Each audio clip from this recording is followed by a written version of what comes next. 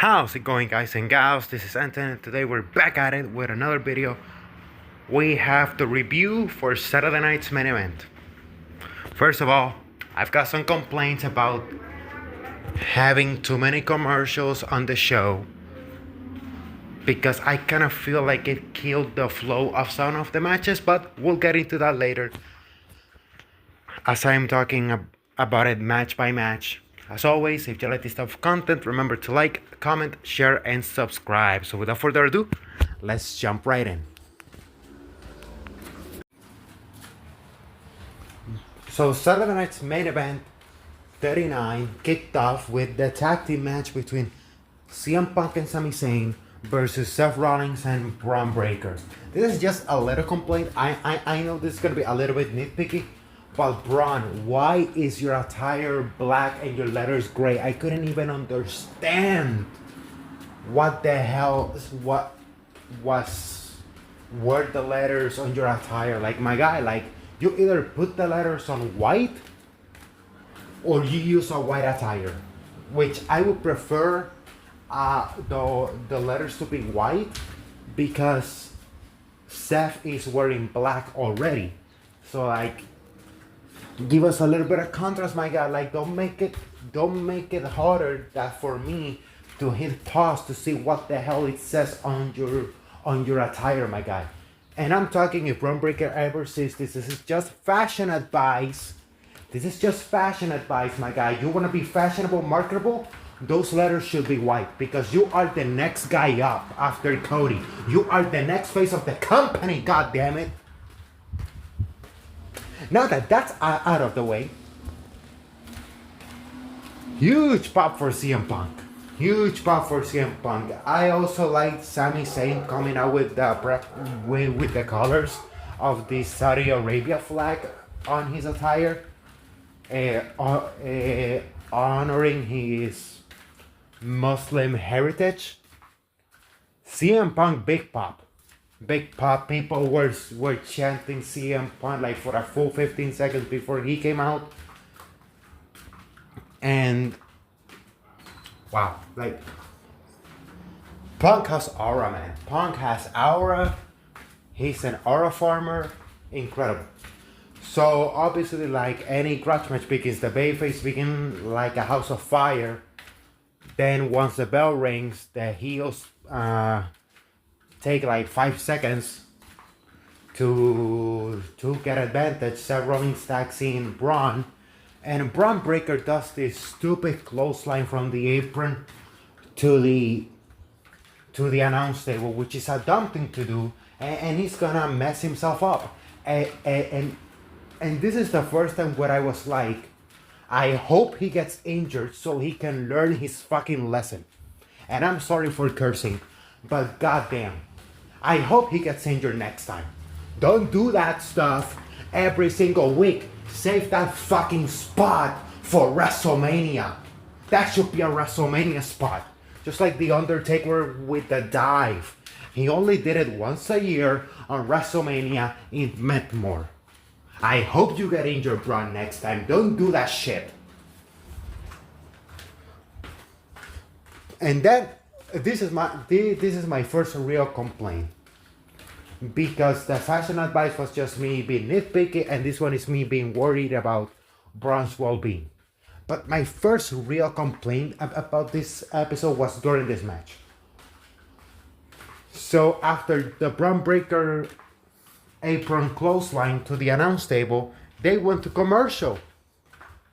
So we missed all of the heat they got on Sami Zayn, and then when we came back from commercial, hot tag, and Punk came in like a house of fire. And then once again, when Seth was started getting the heat on CM Punk,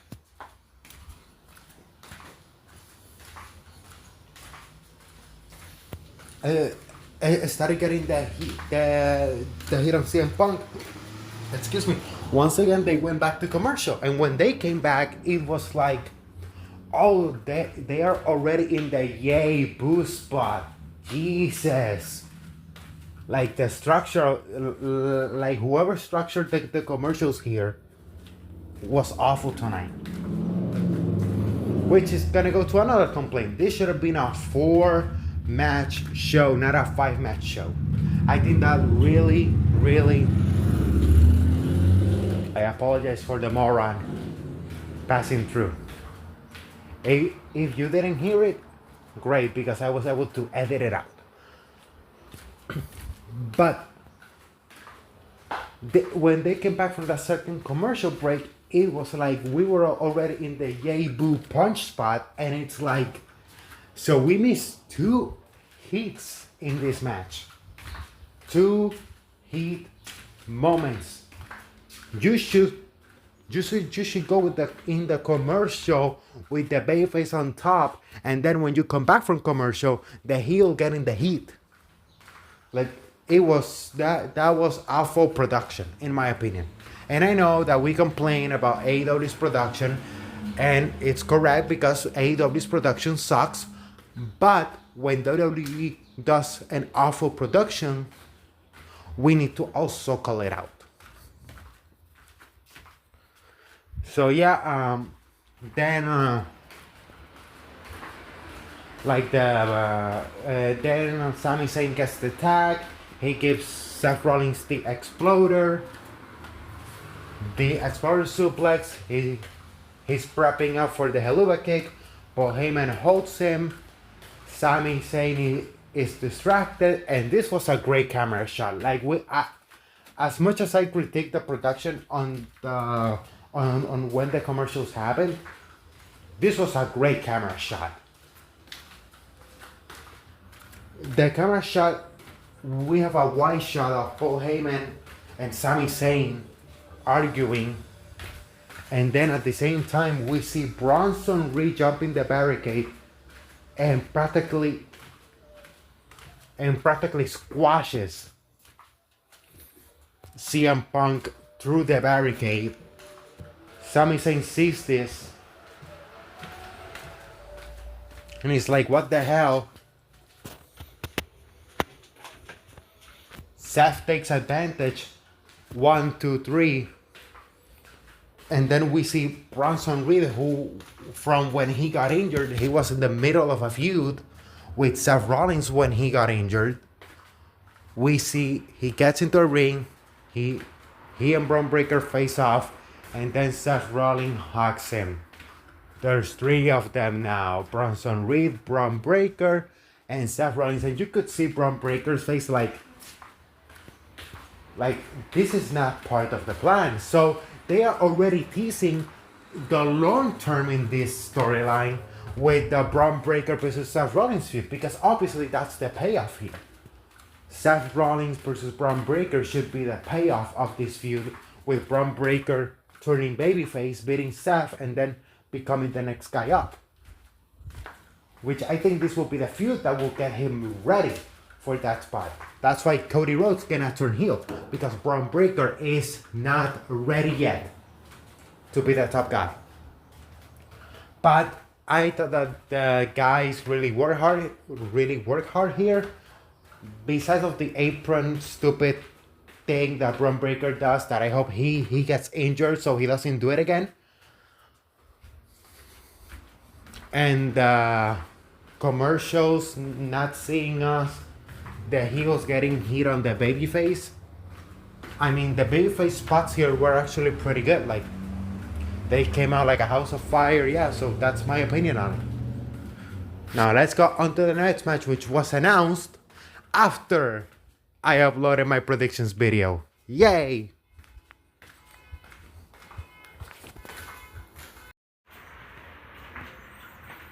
Next up, we have Zelina Vega defending the Women's United States Championship against Chelsea Green. And obviously, this is a rematch from the SmackDown after WrestleMania, where Chelsea lost the title to Zelina. And obviously, this next couple of weeks, and obviously, this match was announced on Friday Night SmackDown, where Zelina got into a brawl with with Chelsea and the Sacred Herpes leading, and then Michin and Bifa came to do the save, which they so in a way on that segment they have established who are the top girls in that mid card division, which is obviously Selena, Michin, and Bfab in the babyface side, and obviously Chelsea, Alba, and Piper. So, in some way, shape, or form, we need to have like a six-way here, like a six-way match where we get a title match in some way, shape, or form, maybe on Night of Champions. Who knows? But yeah, unfortunately for me, this match was on the peace break portion of the show. Even though the girls worked really hard, and Selena was super over in Tampa. Obviously, Florida. There's a lot of Puerto Ricans there, which good on booking this match here for Selena to get a big reaction. That is great booking.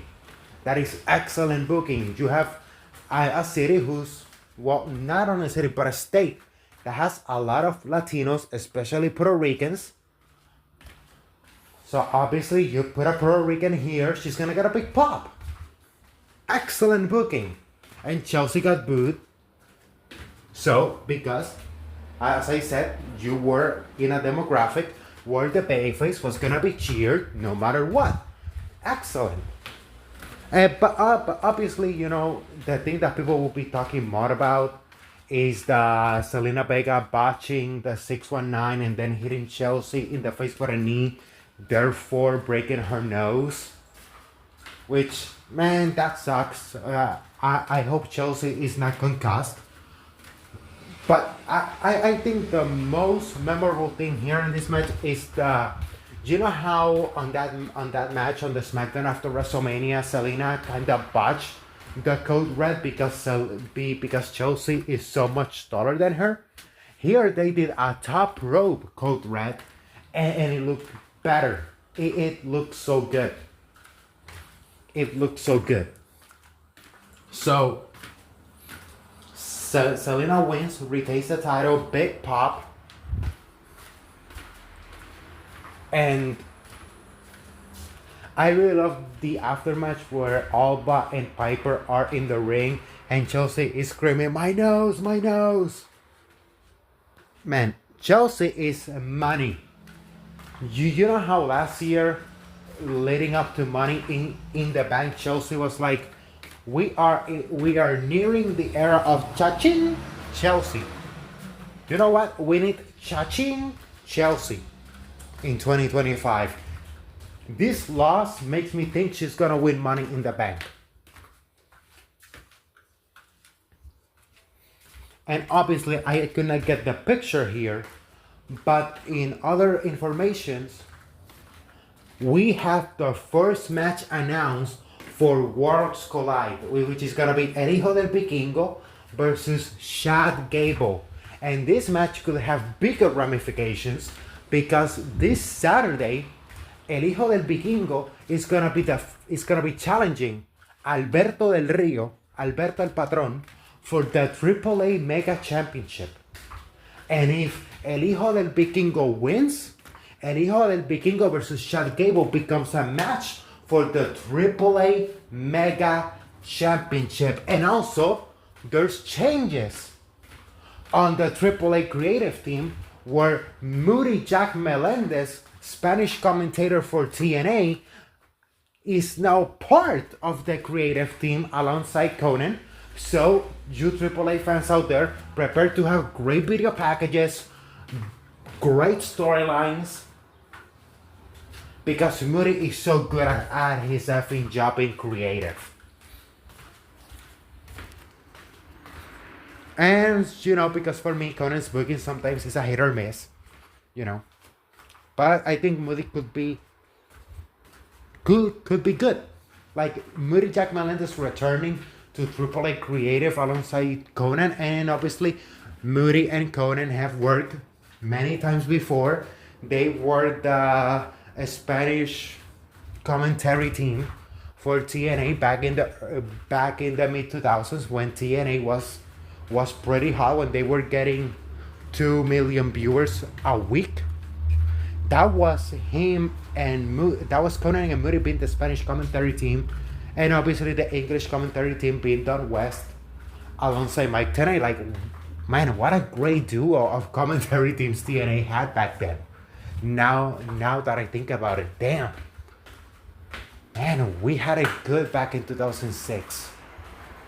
But anyways, sorry, I had to take a sip of water. But anyways, let's continue on to the next match.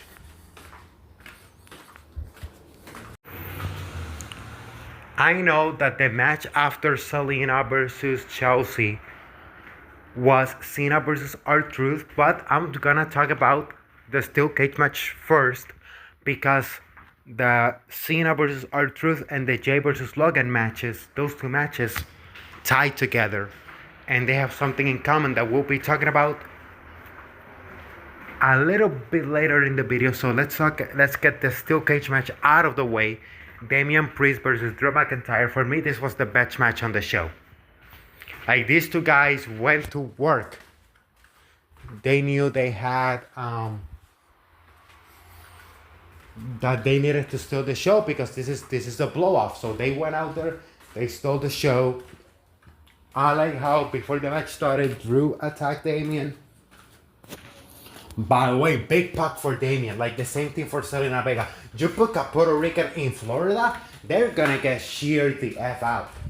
They are gonna get sheared into the building. Big pop for Damian Priest.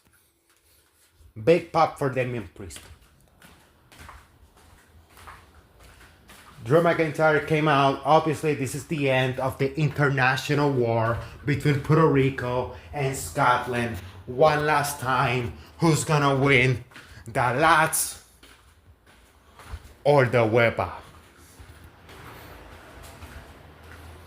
So the match didn't even start. Drew McIntyre started beating the hell out of Damian Priest before the bell rang. He went out of the ring and introduced a couple of chairs. Drew McIntyre started getting the heat, and Damian Priest had a little bit of a comeback. I mean, they had a superplex from almost the top of the cage, which I thought was excellent. Which you don't see that bump very often, because it's a pretty dangerous one. I really like how they stole each other's finishers. Like Damian doing the Claymore, and then Drew doing the Stuff of Heaven. One thing that I did not like is Drew kicking out of the South of Heaven and Damian kicking out of the Claymore. I thought that was pretty stupid. Because for me, it should be one finisher, bye-bye, you're done. This is not even a title match, my guy. Like, if it was a title match, I would accept the babyface kicking out, not the heel. But that's just me. That's just me. I am very old school in that regard. So come fight me. That is my only complaint about this match. And obviously, I love Jesse Ventura talking about why would Drew McIntyre accept this match. He's a good-looking guy. This match is dangerous for his looks. Drew, your beard, your hair, your face is money. Like, Jesse Ventura was great here. And he had like a great line when the match was over, which I'm gonna be touching up in a moment. But then and then, you know, Drew was practically knocked out. Damian sees the two chairs that Drew introduced into the ring. And I love that they mentioned this, that Damian Priest kicked Edge out of the Judgment Day with a concerto. They mentioned that here. So I like that even though Edge is now on the competition, they still mention him whenever a concerto is done, because he's the creator of the concerto.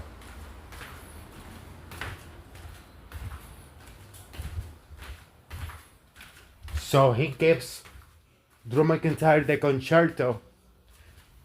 Damian leaves the door because previously he had told the ref to not open the door. Now he finally tells him open. Drew McIntyre, Drew McIntyre is unconscious inside of the ring. Damian takes his time, step by step, and he wins the steel cage match. For me, this was the best match of the night, and in this moment is when Jesse Ventura has the line of the night. You beat the hell out of Drew McIntyre just to get out the door. Just to get out the door. At least climb the cage, not the door. Like Jesse Ventura having something against people winning a steel cage match by going out the door is the funniest thing to me. Man, but Jesse Ventura was great in this match. I love having Jesse Ventura inside of that main event. It's a breath of fresh air whenever he's here because you know that he doesn't care. He will say what he feels on commentary and he'll try to be funny. So yeah, for me it was the best commentary of the show and the best match in the show. Like, what a double whammy to have. Now we're gonna talk about John Cena versus R-Truth for the WWE Undisputed Championship. John Cena comes out first, you know, dueling chants, let's go Cena, Cena sucks. Then R-Truth comes out, dressed as John Cena. He does the old school John Cena entrance, step by step to perfection. I even when I was a kid, I couldn't do that entrance step by step because I would always mess it up. And R-Truth doing it to perfection. Man, Ron Cena, I love the Ron Cena shirt. R-Truth is awesome. Like, R-Truth is great. But yeah, I mean, this match started when John Cena jumped R-Truth. He started beating the hell out of him. He did one tackle. A second tackle. Ducks the punch. Suplex powerbomb. 5 knuckle shuffle. He goes for the AA. R-Truth gets out of the AA. Tackle. Tackle. Ducks the punch. Suplex powerbomb. Now it's time for R-Truth to do the 5 knuckle shuffle. 5 knuckle shuffle connects. He's got Cena in the AA. AA. I don't know why, but I was like, holy damn, they're gonna have Cena lose here. But then obviously, you know, that was me suspending my disbelief for a moment. I was like, there's no way. And then, bam, Cena kicks out. A couple of moments later, Cena goes out of the ring. He gets the title. He tries to hit R-Truth with the title. It looks like he has a change of heart. He gives the title to the ref. Low blow. Attitude adjustment. 1, 2, 3. No, wait. I forgot to mention that before the title spot and the low blow, R-Truth hit the STFU on John Cena, and that's when Cena got out of the ring and took the title. I forgot to mention that, but since it was like 3 seconds, it wasn't that big of a deal. And then Cena gets his title, celebrates, hits R-Truth with the title, and leaves the ring. And then backstage we see Jey Uso and John Cena face to face, where John Cena tells him, you know, you losing to a YouTuber is a way to ruin wrestling. So there you have it, like giving us like a tease that Logan Paul may win. Which brings us to the main event of Saturday night's main event. Jey Uso defends the World Heavyweight Championship against Logan Paul.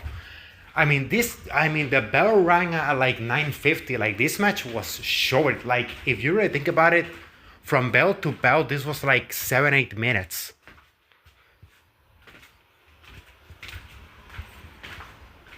This was like 7-8 minutes. And it was practically like Jey practically squashing Logan Paul. This felt like a squash to me because practically like Jey was squashing Logan Paul. I mean, the only thing that I remember Logan doing was like a pinfall attempt, and that's about it. This was like a glorified squash, and then ref bump. Cena comes in attacking Jey Uso. Logan surprised, like, what the hell? What in the hell is John Cena here? Then we hear dun dun. Wrestling has more than one royal family, and our Cuban Christ has returned and gracing us with his presence. Cody Rhodes returns and starts beating the hell out of John Cena. Hits him with the crossroads. Jey Uso takes advantage, splash on Logan Paul. 1, 2, 3. He retains the World Heavyweight Championship. Cody grabs the microphone and he challenges Logan and Cena to a tag team match at Money in the Bank as the show faded to black.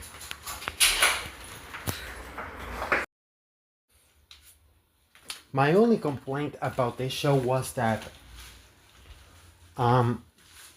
the commercials were made. The commercial breaks happen in weird times where they shouldn't happen. But I understand it's network television, and network television has its own way of putting commercial breaks. And obviously with wrestling, that it works sometimes and sometimes it doesn't. But hey, I thought that we have some pretty good fun stuff here. Some stuff that if we have led for SmackDown, like the Selena versus Chelsea Green match, I would have had it on SmackDown this upcoming Friday. But hey, just go watch it back just for the last 3 matches. Just for the last 3, just watch. I mean, you can watch all of the matches because nothing is like horrible. But I think that the Chelsea and Selena match had a better match on the SmackDown after WrestleMania, because they were given like 8-9 minutes, and on SmackDown they had like 15. So that's a little crappy for them. I mean, the only thing that I would really say is the thing that I noticed on this Saturday Night's Main Event is that Saturday Night's Main Event should be a 4-match show. Not 5 matches, 4.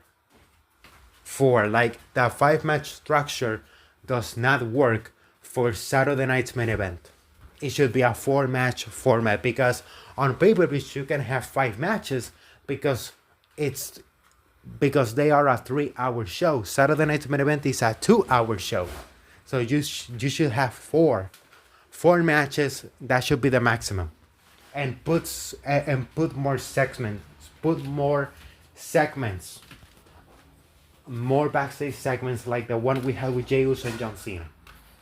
And I hope that on July 12th, which is gonna be Saturday Night's Main Event 40, we have a better structure in this show. But if you like this type of content, remember to like, comment, share, and subscribe. And as I always say, share these beautiful moments with your families, create beautiful memories, because life's too short, but those memories last a lifetime. As always, this is Anthony, signing off. Bye-bye. Espérate, haciendo algo. My only complaint with this show was that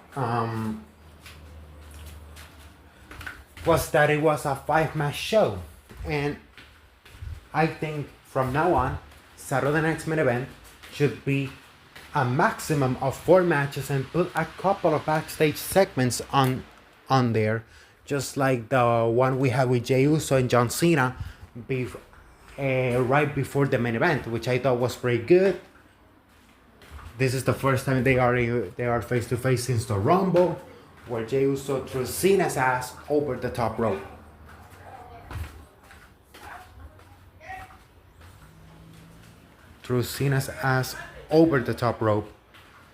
Not only that, but